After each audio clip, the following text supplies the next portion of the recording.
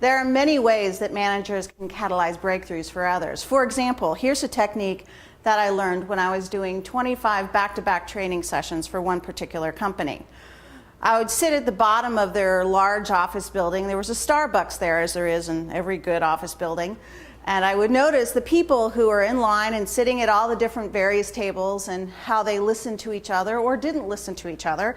And from those observations, I created something called the sponge stance. And so I'm going to tell you about the sponge stance and how this is an amazing technique that managers can use to help bring people alive in terms of how they're thinking about their problems or their opportunities or how they're going to approach the situations that they are challenged with in their work. So the sponge stance goes like this. Imagine that after a tough day of work or midday, you are working in this office building and you go downstairs to the Starbucks. And you get in line to get a caffeine fix, and you notice that the person in front of you in line happens to be someone that you admire a great deal.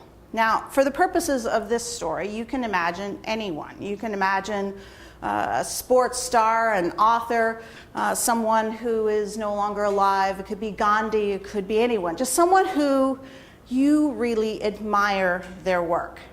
And so you're standing in back of the line with this person and you get up the courage, you muster the courage to tap them on the shoulder and to say, "Excuse me, Mr. Gandhi, I'm just a huge fan of your work. And I notice you're in line to get coffee. Would you spend a few moments with me having coffee?" And just imagine for this story that miraculously Mr. Gandhi says, "Yes, I would be happy to." So now you've gotten your coffee and you're sitting down at a small cafe table, sitting across from someone who you think is amazing. And Gandhi's telling you a little bit about his work and what's up and how he's trying to change the world. And your eyes are glued to his eyes. You're following everything that he's saying in your mouth. You're noticing absolutely everything about him. And people walking by, they can tell that you're listening intently, and it might even look a little creepy to them.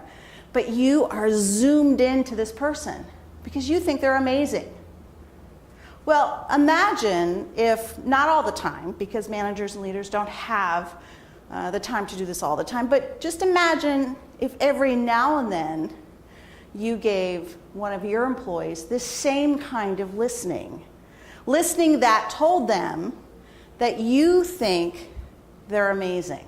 Because all of your employees are amazing in some aspect. And just realize, though, that when we are listened to in a way that we can tell this person is really admiring our work, really thinks highly of us, and has the greatest of confidence in our abilities, that we stand a little taller, we think bigger, and we, in fact, are more excellent. So the sponge stance is a technique. It goes beyond, some people have asked me, "Lisa, is this the same thing as active listening?" It's not at all like active listening. Active listening is techniques that helps you understand if you've heard things correctly. This goes beyond that. This is active listening times the power of 10. Because it's not about hearing things correctly. It's about soaking a person in such that they feel your admiration. They feel how much that you are listening to them, appreciating them, and as a result of that listening, and it takes, by the way, just 5 minutes.